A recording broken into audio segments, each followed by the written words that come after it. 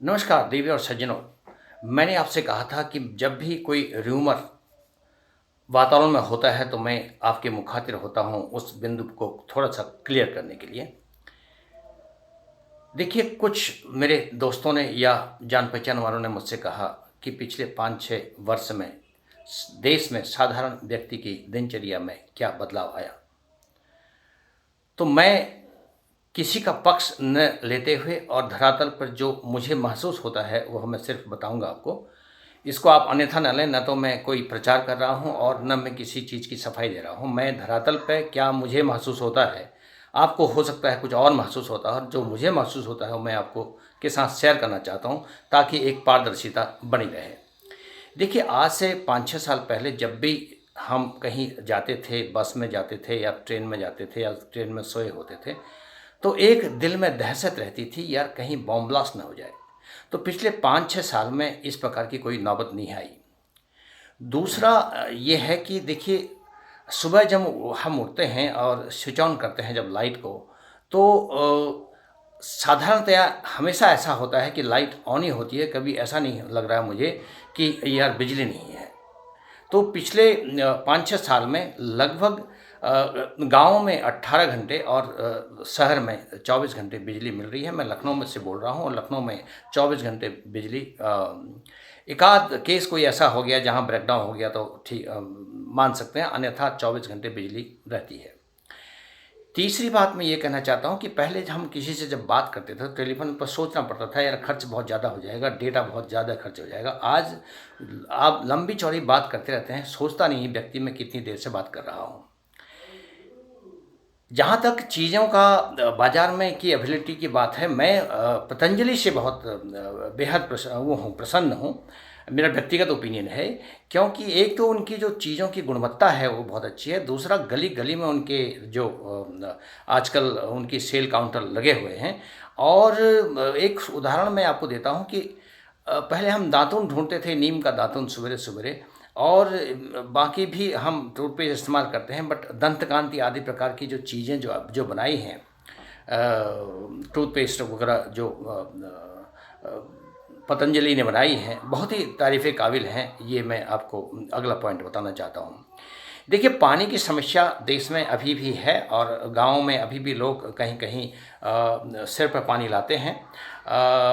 लेकिन ये बहुत कम हो गया है। अभी अधिकांशतः आपको पानी जनरली आंगन में या घर के थोड़ी दूर मिलेगा, इवन पिछले से पिछले इलाके में भी।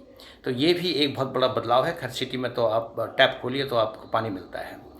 जहाँ तक शिक्षा का सवाल है, देखिए कोरोना काल में स्कूल बंद हैं, लेकिन फिर भी ऑनलाइन शिक्षा चल रही है।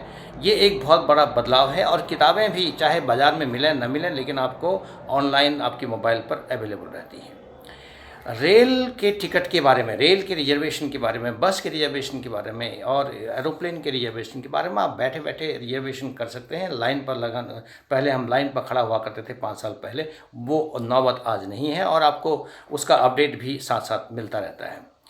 देखिए, खाना बनाना बहुत डेली की दिनचर्या है, और मैं तो उस ज़माने का हूँ जबकि पहाड़ी इलाके में मैं रहा हूँ, जहाँ क्योंकि वेंटिलेशन भी उन घरों में, बहुत पत्थर के मकान होते हैं, वेंटिलेशन भी बहुत बढ़िया नहीं होता है। तो मैंने तो अपना बचपन ऐसे ही गुजारा है कि अगर खाना बन रहा है तो घर में धुआँ होना बहुत ज़रूरी है। तो लेकिन आज के ज़माने में हम देखते हैं कि मोदी जी के ज़माने में हर व्यक्ति को, हर गरीब से गरीब व्यक्ति को भी मुफ्त में गैस कनेक्शन मिल रहा है, और पहला गैस सिलेंडर भी मुफ्त में मिल रहा है।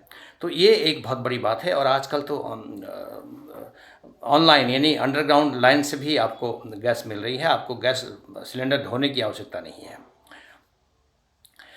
साधारण दिनचर्या में एक और इम्पॉर्टेंट पॉइंट ये है कि देखिए, पहले हम गांव में लिपाई करते रहते थे आंगन को।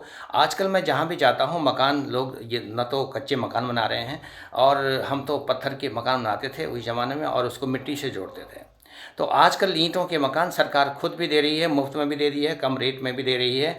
और अधिकांशतः मैं इवन गाँव में भी जब जाता हूँ अब भी, तो आपको हर जगह टाइल्स अधिकांशतः लोग इस्तेमाल किए हुए दिखते हैं। अब मैं ट्रैफ़िक की बात करता हूँ। देखिए, हेलमेट लोगों को पहनवाना एक बहुत बड़ी मुसीबत हुआ करती थी। मैं यूपी की बात कर रहा हूँ, हो सकता है बाकी देश में भी यही सिचुएशन हो। तो आजकल आदमी आलम ये है कि अगर टू व्हीलर उसने चलाना है तो चाबी वो गाड़ी के बाद में ढूँढता है, पहले हेलमेट ढूँढता है। तो इससे जो है एक्सीडेंट रेट बहुत कम हुए हैं और लोगों की जान बहुत बची है। पुलिस आपको हर चौराहे पे मिलेगी। पहले आपको कभी-कभी पुलिस ट्रकों और अधिकांशतः ट्रकों और गाड़ियों वालों से पैसे भी लेते हुए देखी जाती थी। बट आजकल पुलिस जो है वो ज़्यादा गाइड करती है, भई आपको तो इधर जाना है, आपको उधर जाना है, या शायद सीट बेल्ट नहीं पहना है या हेलमेट नहीं पहना है। तो इस प्रकार से वो लोग गाइड करते हैं। एक आध केसेस कहीं-कहीं हो सकते हैं, मैं ये नहीं कह सकता। इसके साथ-साथ जो 112 नंबर जो चलाया है सरकार ने, इसने बड़ा रिवॉल्यूशन ला दिया है। देखिए, आपका अगर एफआईआर लेट भी होता हो, अगर आपने 112 पर रिंग कर दिया तो फिर भी उसकी छानबीन बहुत अच्छी तरीके से होती है और ये इंटरस्टेट लेवल पर इसका हो जाता है। और इसका मुझे व्यक्तिगत मेरा अनुभव है। 2-3 एक्स सर्विस के मैन के प्रॉब्लम मैंने खुद 112 पर रिंग करके बताई थी। तो 1-2 अपराधियों को नेपाल बॉर्डर से भी पकड़ के पुलिस ले आई थी। तो ये बहुत तारीफ़ काबिल है पुलिस का भी आज के ज़माने में। अब बात करते हैं सवेरे शौच की। देखिए, शौच के लिए पहले हम 5-6 साल पहले गाँव में या कहीं-कहीं तो शहरों में भी लोग झाड़ियाँ ढूँढा करते थे और खेतों में जाया करते थे। आज मोदी जी के ज़माने में लगभग अधिकांश लोगों के पास टॉयलेट प्रोवाइड कर दिए गए हैं। तो ये भी एक बहुत बड़ी मेरे को बड़ा चेंज देखने को मिलता है। और इसके अलावा मैं आपको ये कह दूँ कि जो कोरोना है, एक ऐसी बीमारी है, बहुत ख़तरनाक बीमारी है और हमारे देश की जनसंख्या बहुत अधिक होने के बावजूद पहले तो हम छोटी-छोटी बीमारियों से ही घबरा जाते थे। बट कोरोना जैसी बीमारी से देश ने और सरकार ने जिस तरह से लड़ाई की और लोगों ने जिस तरह से सपोर्ट किया, यह भी एक बहुत बड़ा चेंज है लोगों के माइंड में। ये कैसे आया ये चेंज आपको मालूम है। मोदी जी की व्यक्तिगत इसमें उनका खुद का सेल्फ एग्ज़ाम्पल इसमें रहा है। देखिए, पहले हम जब पैसे निकालने बैंक में जाते थे तो पासबुक के साथ जाना पड़ता था, एक विड्रॉल फॉर्म भरते थे। आजकल एटीएम में पैसे निकलते हैं या आपको फ़ोन से पेमेंट होता है। ये भी एक बहुत बड़ी उपलब्धि है। इसमें कहीं-कहीं एटीएम से पैसे भी चोरी होते हैं और इसके बारे में मुझे बहुत सही तरीके से याद है कि आज से 3-4 साल पहले मोदी जी ने एक भाषण में कहा था कि नौजवानों को मैं आह्वान करता हूँ कि देखिए, भविष्य में साइबर सिक्योरिटी में पैसे आपके मतलब साइबर सिक्योरिटी एक बहुत बड़ा रिस्क हो सकता है। तो आप लोग इसको नई खोज करके इसमें कुछ आगे अच्छे सुधार करने की कोशिश कीजिए। तो ये एक बहुत बड़ी सुविधा आज के तारीख में है। अब मैं बात करता हूँ पुलिस की। चौराहे पर जब पुलिस खड़ी रहती है तो सब जगह सीसीटीवी कैमरे लगे हुए हैं और अधिकांशतः आजकल आप लोग देखते हैं कि लोग हॉर्न भी कम बजाते हैं और क्रॉसिंग पर जो ट्रैफिक है वो पूरी कंट्रोल में चलती है। वो ग्रीन लाइट, येलो लाइट और रेड लाइट का पूरा ख्याल करती है। देखिए, फ़ौजी के मामले में आपको ये कह दूँ कि फ़ौजी जब ड्यूटी पर रहा करता था तो पहले 5-6 साल पहले तो अधिकांशतः मतलब कभी-कभी हमको ये ऊपर से आदेश लेना पड़ता था कि साहब गोली चलानी है कि नहीं चलानी है। बट आज की तारीख में ये आलम है कि पोस्ट पे बैठा हुआ सैनिक देश की रक्षा करते हुए, अपने आप को बचाते हुए अपना निर्णय ले सकता है और इससे बहुत बड़ा फ़र्क पड़ा है देश की सुरक्षा व्यवस्था में। देखिए, महिलाओं का जहाँ तक है, महिलाओं की सुरक्षा बहुत अच्छी है और यूपी में तो बहुत ही उदाहरण स्वरूप है। और इसमें इसके अलावा जो महिलाओं को रोज़गार देने में भी आजकल वो पुलिस में जा सकते हैं, वो आर्मी में जा सकते हैं। तो इस प्रकार की कई सुविधाएं उनको दे दी गई हैं। लगभग बराबर का उनको की हिस्सेदारी उनके जीवन में आ गई है, मर्दों के बराबर। तो और ये बहुत बड़ा अचीवमेंट है। देखिए, नेशनल हाईवे पर आज से 5-6 साल पहले जब आप जाते थे तो आपको भी महसूस हुआ होगा। मैं भी यहाँ से जब लखनऊ से उत्तराखंड जाता था तो रास्ते में धक्के खाते हुए जाता था। धक्के खाने का मतलब ये है कि गाड़ियाँ में आप ज़रूर बैठें बट गड्ढे इतने होते थे कि वहाँ जाते-जाते तक बुढ़े लोगों की तो कमर दर्द हो जाता था। तो आज की तारीख में आपको, अगर आप यहाँ से चले जाइए, आप किसी भी नेशनल हाईवे पे आप चले जाइए, आपको ढूँढना पड़ेगा कि गड्ढा है किधर। तो ये एक सच्चाई है। हालाँकि गलियों में ये सिचुएशन अभी बाकी है। इसके लिए आप जानते हैं, उसका मैंने आपको पहले भी बता दिया था, भाई जब तक टैक्स लोग सही समय पर नहीं देंगे, चाहे वो इनकम टैक्स हो, हाउस टैक्स हो या बिजली का टैक्स हो या बिजली का बिल हो या पानी का टैक्स हो, जब तक सही समय पर नहीं देंगे तो शायद सुधार में थोड़ा समय लगेगा। बट देश और सरकार इसके लिए प्रतिबद्ध है, ये हम सब जानते हैं।